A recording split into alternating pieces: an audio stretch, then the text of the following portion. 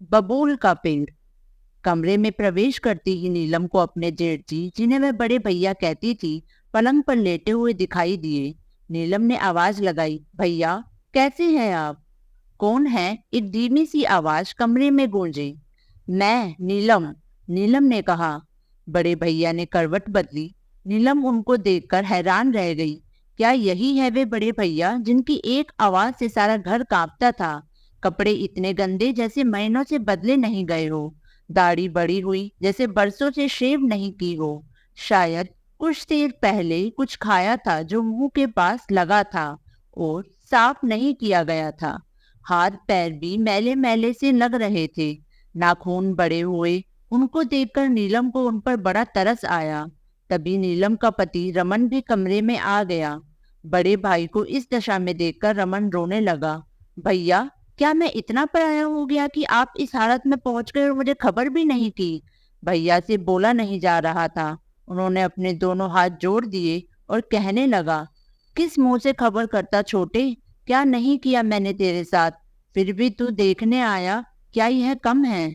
नहीं भैया, अब मैं आपको यहाँ नहीं रहने दूंगा। अपने साथ ले जाऊंगा और अच्छी तरह से इलाज करवाऊंगा। रवन सिसकते हुए कह रहा था। नीलम को याद आ रहे थे वे दिन जब वह दुल्हन बनकर इस घर में आई थी। उसके माता पिता ने अपने सामर्थ्य से ज्यादा दहेज दिया था, लेकिन मनोहर भैया हमेशा उसका मजाक उड़ाते थे। उसके दहेज के सामने सामान को देखकर रमन से कहते, क्या सामान दिया है? इससे अच्छा तो हम लड़की को सिर्फ फूल माला पहनाकर ही ले आते। उनकी शादी अमीर घर में हुई थी, लेकिन रमन की ससुराल उतनी अमीर नहीं थी, इसलिए वे हमेशा उसका मजाक उड़ाते थे। रोज रोज के तानों से नीलम को बहुत गुस्सा आता, पर रमन के समझाने पर वह चुप रह जाती। फिर भी बड़े भैया के लिए उसके दिल में गांठ पड़ ही गई थी। उनसे भी ज्यादा तेज उनकी पत्नी शालू थी, जो बोलती कम थी पर अंदर ही अंदर छुरियां चलाने से बाज नहीं आती थी। माता पिता की मृत्यु के बाद घर में मनोहर भैया की ही चलती थी। सब कुछ उनसे पूछकर ही होता था। एक तो मनोहर बड़े थे, दूसरे वे एक अच्छी कंपनी में अच्छे पद पर थे।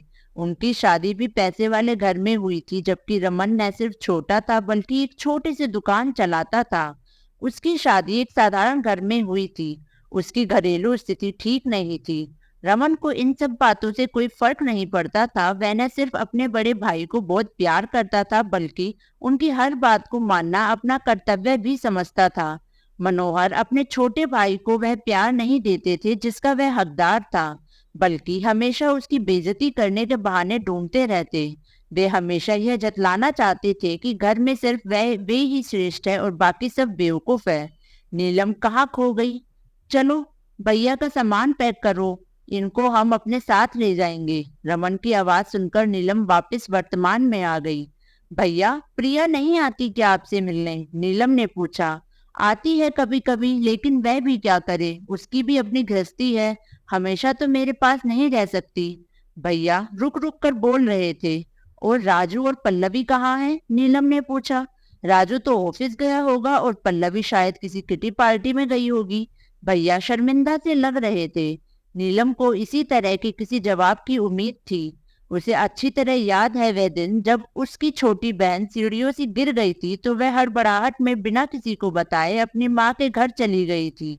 बस इतनी सी बात पर मनोहर भैया ने बखेड़ा खड़ा कर दिया था कि ऐसा भी किसी भले घर की बहू करती है क्या, कि किसी को बगैर बताए मायके चली जाए। उन दिनों भैया की सारा घर संभालते थे। रमन भी अपनी सारी कमाई भैया के हाथ में दे देता था और कभी भी नहीं पूछता था कि भैया उन पैसों का क्या करते हैं, जबकि भैया सबसे यही कहते फिरते थे कि छोटे का खर्च तो वही चलाते हैं, छोटे की तो बिल्कुल भी कमाई नहीं है। नीलम की सारी अच्छाइयाँ, सारी पढ़ाई लिखाई, सारे गुण सिर्फ एक कमी के नीचे दबकर रह गए कि एक तो उसका मायका गरीब था, दूसरे पति की कमाई भी साधारण थी। सारे रिश्तेदारों दोस्तों में शालू और मनोहर नीलम और रमन को नीचा दिखाने का प्रयास करते। नीलम को अपनी इस स्थिति से बहुत कोफ्त होती, पर वह चाहकर भी कुछ नहीं कर सकती थी, क्योंकि रमन उसे कुछ भी बोलने ही नहीं देता था। एक बड़े पेड़ के नीचे जिस तरह एक छोटा पौधा पनप नहीं सकता, वैसे ही कुछ स्थिति रमन की थी।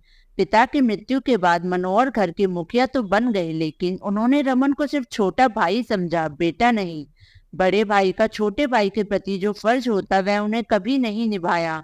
नीलम समझ नहीं पाती थी कि क्या करे। वैसे वह बहुत समझदार और शांत स्वभाव की थी, लेकिन कभी कभी शालू और मनोहर के तानों से इतनी दुखी हो जाती थी कि उसे लगता कि वह रमन को ही छोड़ दे। रमन का चुप रहना उसे और परेशान कर जाता, लेकिन रमन को छोड़ना तो इस समस्या का हल नहीं था। रमन तो बहुत अच्छा था, बस उसी की एक कमजोरी थी कि वह बड़े भाई की हर इच्छा या बुरी बात मानता था और आंख बंद कर उन पर विश्वास भी करता था। रमन के इसी विश्वास का मनोहर ने हमेशा फायदा उठाया। उसने पुश्तैनी मकान भी अपने नाम करवा लिया और एक दिन नीलम और रमन को अपने ही घर से जाने को कह दिया। इतना कुछ होने पर भी रमन कुछ नहीं बोला और अपनी 4 साल की बेटी और पत्नी को लेकर चुपचाप घर से निकल पड़ा। उस दिन नीलम को अपने पति की कायरता पर बहुत गुस्सा आया, लेकिन जब रमन ही कुछ करने को तैयार नहीं था तो वह क्या कर सकती थी। पर मन ही मन उसने सोच लिया था कि वह इस घर में अब कभी वापस नहीं आएगी और इस घर से बाहर रहकर ही अपनी और अपने परिवार की एक पहचान बनाएगी। अब नीलम की अग्नि परीक्षा शुरू हो गई थी। घर में पैसों की तंगी बनी रहेगी, यह तो नीलम को मालूम था, क्योंकि संयुक्त परिवार में बहुत से ऐसे खर्चे होते हैं जिनका पता नहीं चलता, लेकिन एकल परिवार में उन खर्चों को निकालना मुश्किल हो जाता है। फिर भी नीलम ने हार नहीं मानी और जुट गई अपना एक समर्थ संसार बनाने में। सुबह मुंह अंधेरे उठकर घर का कामकाज करती, उसके बाद कई बच्चों को घर पर बुलाकर ट्यूशन पढ़ाती और फिर रमन के साथ दुकान पर चली जाती। नीलम के अंदर दुकान चलाने की गजब की क्षमता थी, जो शायद अभी तक उसके अंदर सुप्त पड़ी थी। उसने अपने मीठे व्यवहार, ईमानदारी और मेहनत से न सिर्फ अपनी दुकान को बढ़ाया, बल्कि रमन का आत्मविश्वास बढ़ाने में भी उसका साथ दिया। बड़े भाई से अलग रहकर रमन को भी एहसास हो गया था कि वह कितना बुद्धू था और बड़े भाई ने उसका कितना फायदा उठाया। मनोहर ने सोचा था कि रमन कभी भी घर से नहीं जाएगा और अगर जाता है तो जाते वक्त उसके आगे हाथ जोड़कर गिड़गिड़ाएगा या फिर नीलम ही कुछ भला बुरा कहेगी। पर वह हैरान था कि दोनों ने कुछ भी नहीं कहा, बल्कि चुपचाप एक दूसरे का हाथ पकड़कर घर से चले गए। वैसे भी वे रमन से चिढ़ते थे कि उसकी पत्नी हमेशा उसका कहना मानती थी, जबकि वह इतना समर्थ भी नहीं था, और एक उनकी पत्नी शालू है जिसने उनका जीना मुश्किल किया हुआ था। हर वक्त उसे कुछ न कुछ चाहिए, उसकी फरमाइशें खत्म होने का नाम ही नहीं लेती थी। मनोहर ने रमन को घर से तो निकाल दिया, पर उनके अंदर आत्मग्लानि का भाव पैदा हो गया था। एक दिन रात को शराब के नशे में धुत होकर मनोहर ने रमन को फोन किया, चल छोटे घर आ जा, भूल जा सब कुछ। लेकिन नीलम और रमन ने सोच लिया था कि अब उस घर में वापस नहीं जाना है। अब मनोहर को एक नया बहाना मिल गया था अपने आप को बहलाने का कि उसने तो उन दोनों को वापस बुलाया था, पर वे ही वापस नहीं आए और गाहे बगाहे वे अपने रिश्तेदारों को कहने लगे कि वे दोनों अपनी मर्जी से घर छोड़कर गए हैं। नीलम तो हमेशा से ही रमन को उनसे दूर करना चाहती थी, पर अंदर की बात तो कोई भी नहीं जानता था कि यह सब किया धरा मनोहर का ही है। रमन और नीलम ने दिन रात मेहनत की, धीरे धीरे उनकी दुकान एक अच्छे स्टोर में बदल गई थी। अब उस स्टोर की शहर में एक पहचान बन गई थी। रमन और नीलम का जीवन स्तर भी ऊंचा हो गया था। उनके बच्चे शहर के अच्छे स्कूलों में पढ़ने लगे थे। अब मनोहर से उनकी नजदीकियां बढ़ाने की कोशिश पर वे दोनों तटस्थ रहते। रमन के घर छोड़ने के बाद दोनों भाइयों का आमना सामना बहुत ही कम हुआ था। एक बार मनोहर के बेटे राजू की शादी में वे मिले थे। तब रमन ने महसूस किया था कि बड़े भाई की अब घर में बिल्कुल भी नहीं चलती। जो कुछ भी हो रहा था वह बच्चों की मर्जी से ही हो रहा था। बड़े भाई के बच्चे भी उन पर ही गए थे। वे बिल्कुल ही स्वार्थी निकले थे। दूसरी मुलाकात मनोहर की बेटी प्रिया की शादी में हुई थी। बड़े भैया को अनेक रोगों ने घेर लिया था। वे बहुत ही कमजोर हो गए थे। तब भी उनको देखकर रमन को बहुत दुख हुआ था, पर उस वक्त वह कुछ नहीं बोला था। लेकिन शालू भाभी के जाने के बाद तो जैसे भैया बिल्कुल ही अकेले पड़ गए थे। उनका ख्याल रखने वाला कोई भी नहीं था। शालू जैसी भी थी, पर अपने पति का ख्याल तो रखती ही थी। राजू को अपने काम और क्लबों से फुर्सत नहीं थी। वैसे भी उसे पिता के पास बैठकर उनका हाल जानने में कोई दिलचस्पी नहीं थी। अगर वह अपने पिता का ध्यान नहीं रख सकता था तो पल्लवी को क्या पड़ी थी इन सब बातों में पड़ने की। वह भी ससुर का बिल्कुल ध्यान नहीं रखती थी। एक एक बात रमन के दिमाग में चलचित्र की तरह घूम रही थी। पुरानी घटनाओं का क्रम जैसे ही खत्म हुआ तो रमन बोला, बड़े भैया, कल ही किसी से पता चला कि आप गुसलखाने में गिर गए हैं। मुझसे रहा नहीं गया और आपका हाल पूछने चला आया। रमन का दिल रोने लगा कि खामखा ही वह इतने दिनों तक भैया से नाराज रहा और उनकी खबर नहीं ली। लेकिन अब वह उनको अपने साथ जरूर ले जाएगा। लेकिन बड़े भैया ने जाने से इनकार कर दिया। मुझे माफ कर दे छोटे, सारी जिंदगी मैंने सिर्फ तेरा मजाक उड़ाया है और अब जब मैं बिल्कुल ही मोहताज हो चुका हूँ और मेरे अपने मुझे बोझ समझने लगे हैं, इस वक्त मैं तेरे ऊपर बोझ नहीं बनना चाहता। नहीं भैया, ऐसा मत कहो। क्या मैं आपका अपना नहीं? मैंने आपको अपना भाई नहीं बल्कि पिता माना है और एक बेटे का कर्तव्य है कि वह अपने पिता की सेवा करे।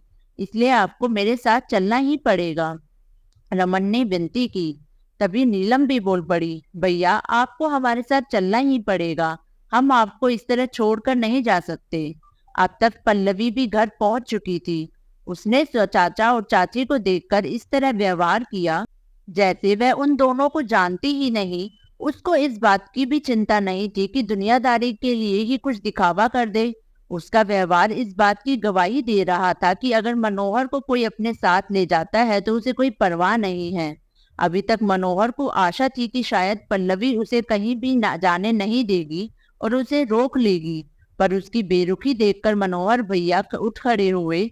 चल छोटे, मैं तेरे साथ ही चलता हूँ, लेकिन उससे पहले तुझे मेरा एक काम करना पड़ेगा। वह क्या भैया? रमन ने पूछा। तुझे एक वकील लाना पड़ेगा क्योंकि मैं ये बंगला तेरे नाम करना चाहता हूँ, जो धोखे से मैंने अपने नाम करवा लिया था, मनोहर ने कहा। लेकिन मुझे यह घर नहीं चाहिए भैया, मेरे पास सब कुछ है, रमन ने कहा। मैं जानता हूँ छोटे, तेरे पास सब कुछ है, लेकिन जिंदगी ने मुझे यह सबक सिखाया है कि किसी से भी धोखे से ली हुई कोई भी वस्तु सदैव दुख ही देती है। मैं इतने सालों तक चैन से नहीं सो पाया और अब चैन से सोना चाहता हूँ। इसलिए मुझे मना मत कर और अपना हक वापस ले ले। यह सब सुनकर पल्लवी की तो होश उड़ गए। उसे लगता था कि उसके ससुर का तो कोई अपना है ही नहीं जो उन्हें अपने साथ ले जाएगा और इतना बड़ा बंगला सिर्फ उसके हिस्से ही आएगा।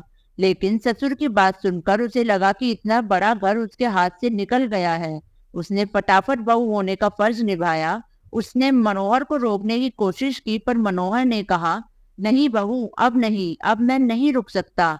तुमने और मेरे बेटे ने मुझे बिल्कुल ही पराया कर दिया है। इस बूढ़े और लाचार इंसान को अब अपने मतलब के लिए इस घर में रखना चाहते हो? नहीं, इस घर में तड़प तड़प कर मरने से अच्छा है मैं अपने भाई के साथ कुछ दिन जी लूं।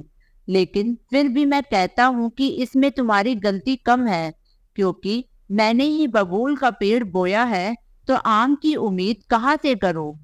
कुछ देर बाद नीलम और रमन मनोहर को लेकर अपने घर जा रहे थे और पल्लवी पछता रही थी कि उसने अपने ससुर को नहीं रोका, जिनके जाने से इतना बड़ा घर हाथ से निकल गया।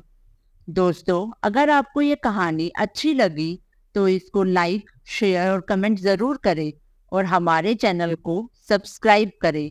धन्यवाद।